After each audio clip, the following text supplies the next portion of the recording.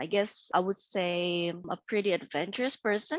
So when I decided what major I want to take in the university, I wanted to have a job that allows me to travel while working. Then I met a senior from my high school, and he introduced me to mining. And he says that when you're working in the mining industry, you get to travel to exotic places, and there are not many women in the industry.